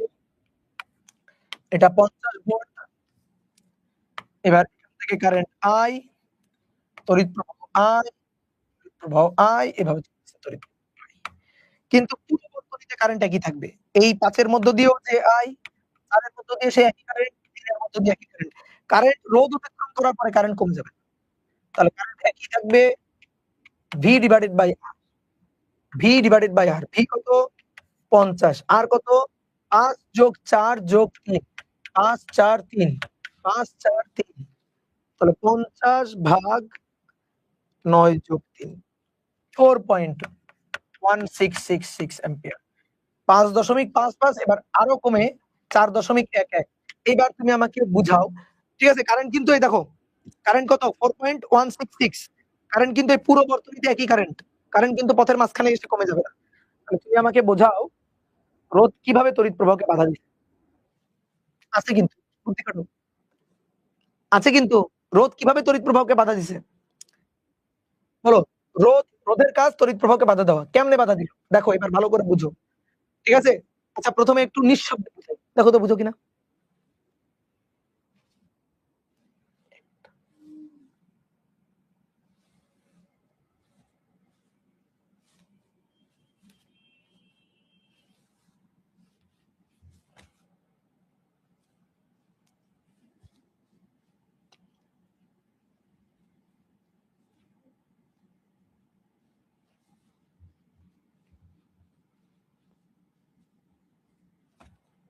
বলো বুঝছো কিনা? সাউন্ড আছে, সাউন্ড আছে, আমি কথা বলি, কথা ছাড়া বুঝছো কিনা? আরে সব লিখতেছে সাউন্ড প্রবলেম। আরে ছাগল, সাউন্ড ঠিকই আছে। বলো বুঝছো কিনা? দেখি কে বুঝছে। যারা বুঝছে তারা বুদ্ধিমান, যারা বুঝছে তারা বুদ্ধিমান, তাদের ইন্দ্রিয় ভালো কাজ করে। ঠিক আছে, ওকে, রিক্যাপ প্লিজ। বোঝার ট্রাই করো, নিজের বুঝতে হবে, নিজের বুঝতে হবে। যারা বুঝছে তারা কিন্তু অনেক বুদ্ধিমান হয়ে গেছে। ঠিক আছে, দেখো, আবার দেখো, আবার দেখো, রোদ 5 ওহম, একটা একটা রোদ। বর্তনীতে কারেন্ট 10। রোদ দুটো, রোদ দুটো, 1 2 দুটো, রোদ বেড়ে গেল 5, তার সাথে আবার 4, টোটাল 9 ওহম, রোদ বেড়ে গেছে। রোদ বেড়ে, রোদ বেড়ে কারেন্ট 10 থেকে এবার দেখো কমে গেছে। রোদ বাড়ছে, কারেন্ট কমছে। রোদ এবার 3টা, রোদ আরো বাড়লো, কারেন্ট আরো কমলো। বলো বুঝছো কিনা? আরো কমলো। তাহলে বাধাটা এমনে বাধা দিবে, পথের মাঝখানে বাধা দিয়ে কমাবে না। সার্কিট অনেক বুদ্ধিমান, তোমার চেয়েও সার্কিট বুদ্ধিমান। সার্কিট কি করবে, এই ব্যাটারি, এই ব্যাটারি কি করবে, আগে থেকে হিসাব করে নিবে পথের মাঝখানে কি পরিমাণ বাধা আছে, কি পরিমাণ রোধ আছে, আগে থেকে হিসাব। সেই হিসাব অনুযায়ী রোধ যদি কম থাকে তাহলে বেশি কারেন্ট বের করবে, রোধ যদি বেশি থাকে কম কারেন্ট বের করবে। কিন্তু যে কারেন্টটা সে বের করবে, যে কারেন্টটা ব্যাটারি থেকে বের হবে, সেই কারেন্টটা পুরো বর্তনীতেই ঘুরে আসবে, পথের মাঝখানে জ্ঞান হারায় কমে যাবে না। এটাই হচ্ছে, পথের মাঝখানে কমে যাবে না, যে কারেন্টটা বের হবে সেটা পুরো বর্তনীতে একই কারেন্ট ঘুরে আসবে। কিন্তু দেখো, রোধ বাড়াচ্ছি, রোধ বাড়াচ্ছি, কারেন্ট কমছে, রোধ বাড়াচ্ছি, কারেন্ট কমছে, দেখছো? রোধ, রোধ বাড়ছে আর কারেন্ট আই, আই কমছে। তাহলে এভাবেই রোধ তড়িৎ প্রবাহকে বাধা দিচ্ছে, এভাবেই রোধের সাথে তড়িৎ প্রবাহের সম্পর্ক ব্যস্তানুপাতিক হচ্ছে। বোঝা গেল? বলো বোঝা গেল? এভাবেই রোধ তড়িৎ প্রবাহকে বাধা দিবে, এভাবেই রোধ তড়িৎ প্রবাহকে বাধা দিবে। দেখো, তড়িৎ প্রবাহ মানে পানি, ঠিক আছে? রোধ মানে পাইপের বাধা। দেখো আমি তোমারে বুঝাই। ধরো, ধরো একটা পাইপ, তার মধ্য দিয়ে পানি প্রবাহিত হচ্ছে, ভালো করে বুঝবা। একটা পাইপ, এই পাইপের মধ্য দিয়ে পানি প্রবাহিত হচ্ছে। এই পাইপটা এই যে মাঝখানে এখানে সরু, মাঝখানে এখানে সরু। তো কি হচ্ছে, এই পাইপের মধ্য দিয়ে পানি প্রবাহিত হবে। তাহলে তুমি আমাকে বলো তো ভাই, এমন কি ঘটনা ঘটবে যে এই দিক থেকে ধরো আমি 10 কেজি পানি পাঠালাম, 10 কেজি পানি আমি পাঠালাম, তাহলে মাঝখানে শুরু হয়ে গেছে না পাইপটা? সরু হইছে, হইছে? মাঝখানে সরু হয়ে গেছে। তাহলে সরু হয়ে গেলে এখান থেকে আমি 10 কেজি পানি পাঠালাম। তাহলে বলো তো মাঝখান দিয়ে এখান থেকে কয় কেজি পানি পাস করবে আর এখান থেকে কয় কেজি পানি বের হবে? বলো, বলো। অবশ্যই একই, তাই না? 10 কেজি পানি পাঠাবো, সেই 10 কেজি পানি কি এমন হবে, এখান থেকে 10 কেজি পাঠালাম, এখানে সরু পাইপ, পাইপটা সরু, তাহলে এই পাশে 5 কেজি পানি আসলো, 5 কেজি বাধা পেয়ে বাদ হয়ে গেল। 5 কেজি পানি বাধা পেয়ে বাদ হয়ে গেল। এটা কি হয়? মাঝখানে পাইপ সরু, হোক সরু, তুমি এই পাশ থেকে যে পরিমাণ পানি পাঠাবা, এই পাশ থেকে সেই পরিমাণ পানি বের হবে। এই পাশ থেকে 10 কেজি পানি পাঠালে এখান থেকেও 10 কেজি পানি সামনে আগাবে, 10 কেজি পানি পাস হবে। যদি এই নলটাকে আরো সরু করে দিই, দেখো এই যে নলটা, এই নলটাকে যদি আমি আরো সরু করে, এই নলটাকে আরো সরু করে দিলাম, এই যে আরো সরু। আরো সরু মানে কি, রোধ আরো বেশি। তো রোধ যদি আরো বেশি করি তাহলে হ্যাঁ, পানির প্রবাহ বাধাগ্রস্ত হবে। আগে পানি এর মধ্য দিয়ে যে বেগে যাচ্ছিল, এবার কি সেই বেগে যাইতে পারবে? না, বাধা পাবে। কিন্তু বাধা পেয়ে কি এরকম হবে, ধরো আমি এই পাশ থেকে 10 কেজি পানি পাঠালাম, 10 কেজি পানি পাঠালাম। তাহলে এবার এখানে কি বাধা পেয়ে কমে যাবে? অবশ্যই বাধা পেয়ে কমে যাবে না। মাঝখানে পাইপ আছে, এর মধ্য দিয়ে 10 কেজি পানি পাস করে এই পাশ থেকে আসবে। তাহলে এটাই হচ্ছে রোধ। তার মানে এমন হবে না যে এটা হচ্ছে একটা পাইপ, এই যে মাঝখানে শুরু, দেন পানি এই পাশে আসবে। এমন হবে না যে এই পাশ থেকে ১০ কেজি পাঠাচ্ছি, আমি এই পাশ থেকে ৫ কেজি। বলো এটা হবে না। যে ভাই কেন হবে না? এখানে বাধার জন্য আটকে গেছে। আটকে কই গেছে? অবশ্যই এই পাশ থেকে ১০ কেজি পানি যদি পাঠানো হয়, তাহলে এখান থেকে ১০ কেজি পানি কিন্তু পাস করবে। এমনটা হবে না। তাহলে ঠিক তেমনিভাবে কারেন্টও এমন হবে না যে কোন একটা রোধ, ধরো এই একটা রোধ, কখনোই এমন হবে না যে রোধের এই পাশে কারেন্ট ছিল ৫ অ্যাম্পিয়ার, এই পাশে এসে কারেন্ট হচ্ছে ২ অ্যাম্পিয়ার। এটা কখনোই হবে না। এটা কখনোই হবে না। ঠিক আছে? ভালো করে মাথায় ঢুকাও। তাহলে কি হতে পারে? কি হতে পারে? যে এরকম হতে পারে যে এইটা হচ্ছে একটা রোধ, এটা হচ্ছে একটা রোধ। এই পাশ থেকে কারেন্ট যদি পাঠাই আমি ৫ অ্যাম্পিয়ার, তাহলে এই পাশ থেকে কারেন্ট ৫ অ্যাম্পিয়ারই থাকবে। কিন্তু ধরো আগে ছিল একটা রোধ, এবার আমরা কি করছি ২ টা রোধ। ২ টা রোধ যদি যুক্ত করি, তাহলে কারেন্ট কি হচ্ছে ৫ এর জায়গায় আগে ছিল ৫, এবার হয়ে যাবে ধরো ৩ অ্যাম্পিয়ার, ধরো ৩। কিন্তু সেই ৩, এই রোধ পাস করার পরেও কারেন্ট ৩, এই রোধ পাস করার পরেও কারেন্ট ৩। তাহলে ব্যাপারটা কি হচ্ছে, রোধ বাড়ছে, আগে ছিল একটা, এবার ২ টো। রোধটা বাড়ছে, কারেন্ট কমছে। ঠিক আছে? এই যে রোধ বাড়ছে, কারেন্ট কমছে। তাহলে এভাবে বাধা দিবে, বুঝলা? রোধ বাড়ছে আর কারেন্ট কমছে। কারেন্ট কমছে। তাহলে কারেন্ট আগে থেকে হিসাব করে বের হবে। রোধ বেশি থাকলে কম কারেন্ট বের হবে, কিন্তু সেই কারেন্টটা পুরো বর্তনী ঘুরে আসবে। আর রোধ যদি কম থাকে বেশি কারেন্ট বের হবে, কিন্তু সেটা পুরো বর্তনী ঘুরে আসবে। বোঝা গেল? ডান? আমরা বুঝতে পারছি? তাহলে এভাবে এই রোধ তড়িৎ প্রবাহকে বাধা দেয়। তাহলে তোমার কাজ হবে এটা তুমি তোমার একটা বন্ধুকে শিখাবা। ঠিক আছে? এটা তুমি তোমার একটা বন্ধুকে শিখাবা যে রোধ কিভাবে তড়িৎ প্রবাহকে বাধা দেয়।